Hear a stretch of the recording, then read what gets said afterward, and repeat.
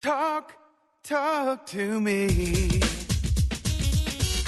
WSRadio.com.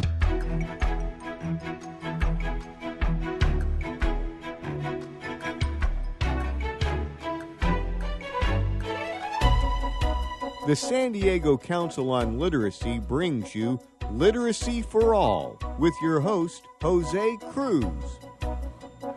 Welcome to the show. I'm Jose Cruz from the San Diego Council on Literacy. And joining us today is Erik Jacobson. He's an associate professor at Montclair State University in New Jersey. Welcome to the show, Erik.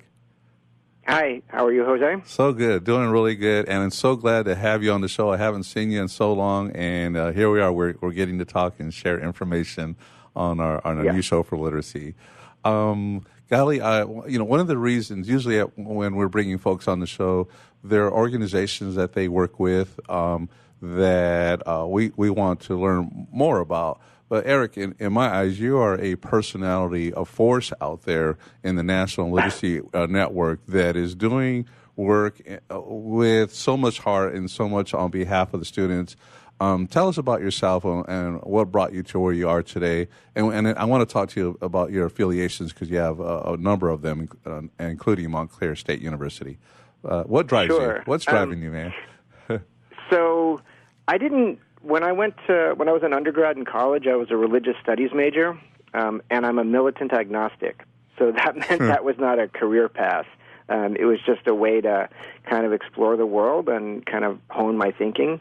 So I didn't really have like a job in mind when I was a young kid, and so then the first job I got, the first real job I got was teaching adults ESL, and when I got that, I felt like, why didn't somebody tell me about this job a long time ago? This is like the greatest job ever. I get paid to hang out with people from different parts of the world, learn about their country, learn about them, learn about the history, talk about the English language. Like this, they're paying me? That's just a bonus. Like this is just the greatest experience ever. And so I'm one of these people that became a lifer. That was, I really got into it in the early 90s. I think when adult ed, there was a lot happening in adult ed in the 90s, a lot of excitement around connecting adult ed to social justice and thinking about community building. And so it's just stuck with me ever since. So I've tried to work in a variety of capacities since then, like both as a researcher and doing professional development, and I'm still teaching. I still volunteer once a week as an ESL teacher. So, it's just a great opportunity to learn from people and to feel like you can contribute to what's going on in the community, and kind of help shape what's going on in the community.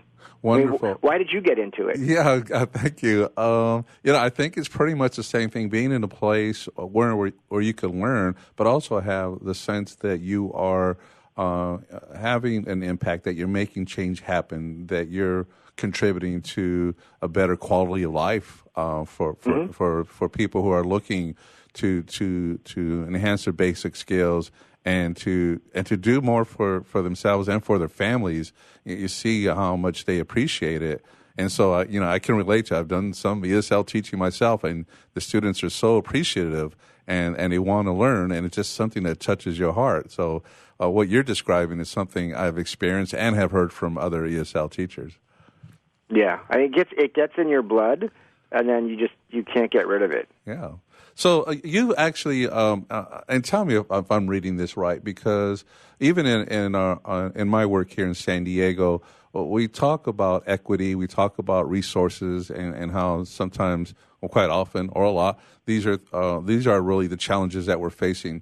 We're sometimes careful not to talk a whole lot about literacy as a social justice issue, but you're quite bold about that. Am I reading that right, that sometimes people aren't comfortable looking at what we're doing in that way? I think so. I think people want to think about it really like in a kind of a functional way. Yes, it's good for somebody to develop their English skills. Yes, it's good for somebody to develop their reading and writing skills. But they don't often talk about why they want to develop those things. The research on adult learning, the research on adult development shows that it's actually quite difficult to get someone to go up grade levels in terms of like an objective or sort of a quantified development. It's really difficult to get adults to go up grade levels in terms of their literacy skills, but it's not difficult for them to develop new habits, right? They can learn to write new things, they can learn to read new things more than they can go up kind of abstract grade levels. And so that means that as teachers, as program developers, we should really be focusing on where the students want to go, right, and not just kind of arbitrary outcomes. And so if we're thinking about where the students want to go, some of our students are really involved in their community. Some of them aren't, and so we work with them where they are. But for the students that are really involved in their community, to them, their life is a social justice issue, right? Whether it's adults in Oakland developing digital stories to argue on behalf of their community because there's trucks parking and running, and so there's like lots of cases of asthma in parts of Oakland. Adult learners in that neighborhood actually went to Sacramento and argued before the state to try to get them to change truck idling laws because of the prevalence of asthma in their community. So if you're thinking about what you want to read, what you want to write as an adult, I think for a lot of people, social justice is what they're concerned about. But I think you're right. Some people are wary of stepping into that arena, thinking that they're going to, I guess, politicize it. Right. But I would suggest it's politicized from the beginning, right? So who gets access to what? That's a political question. Very good. If I visit lots of schools, and K-12 schools as well, and I've been in schools with beautiful libraries, and I've been in schools with libraries that literally have padlocks on the door.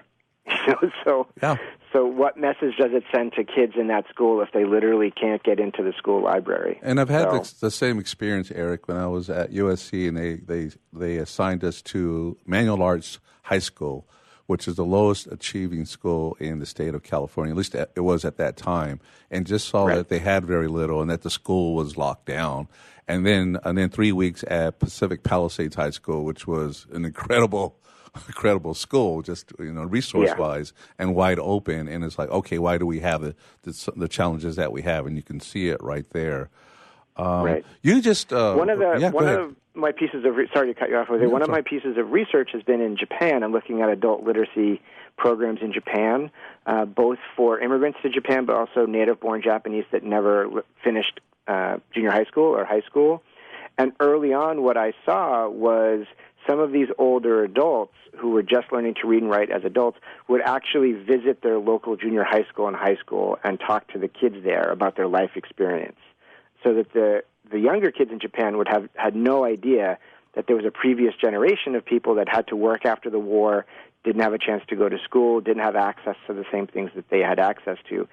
So some of the teachers there and some of the students there were quite explicit about, we need to pass along what we've learned, what our experience is. And so they would go into schools and talk to young kids, which I've never really seen in the States. I've never really seen adult ed students, per se, going into a K-12 setting to talk to students about their experience as an adult learner. Well, we could use that here. And I just before your segment, Erik, we had Cynthia Peters on from the Change Agent and World Education. Yeah, they do great work. Yeah, and just what she was sharing in terms of the perspectives of the students from different countries and such, and the value that brings to all of us. And so to have people looking back and going back and giving back and sharing is priceless, and I think we need more of that. Yeah. I wanted to ask you, you referenced something, and I think I've known this, but I think it's worth repeating and maybe dwelling on a little bit, and that is that people are more likely to grow in terms of how they function faster than they will in terms of their skills, that the motivation, the purpose for their learning is driving them, and so that they're going to be more engaged in their community because of what's motivating them? Yeah, so they're both more engaged, but also it's easier for them to develop the skills that are coming from their real life interests, right? So we know from research that classrooms that use real life texts for the real life purposes that students want them for are more likely to produce change in the students outside of school.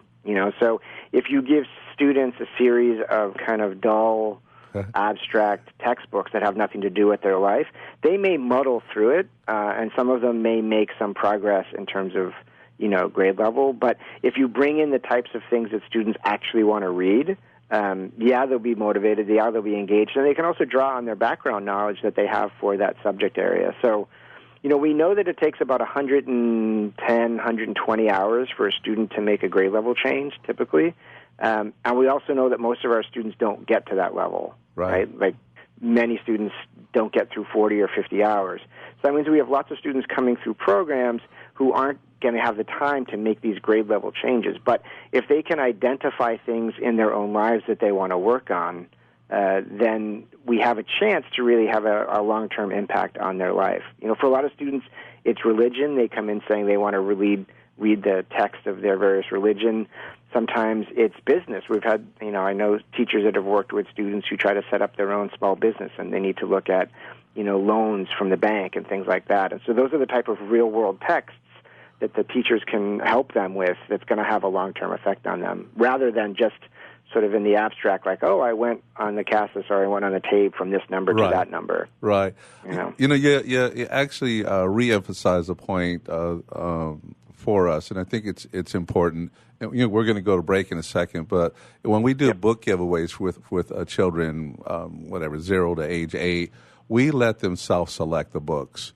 And so we have a variety of books out there, and we tell people, let them do that because they're more likely to read them. And that's, I think, what you're offering in a whole other way for the students that you're reaching out to.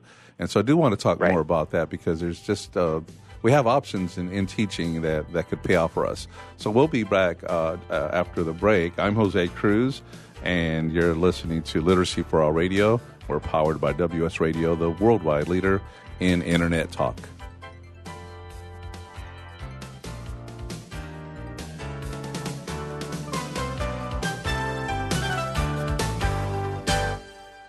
I've heard this is like one of the best pizza spots in town. Yes, it is. I'll do a slice of pepperoni, slice of vegetarian. You got it. And I will pay for all of that in 3 days. In 3 days? What's that mean? Well, wait, you accept credit cards. That money's not going to hit your account for 3 days anyway. I need my money quicker. At Chase, we hear you. With Express Funding, card payments are in your Chase account the next business day. Go to chase.com/expressfunding. Chase for business, so you can. Compensated participation. All businesses are subject to credit approval. Not all clients are eligible for next business day funding, and additional terms, conditions, and restrictions apply.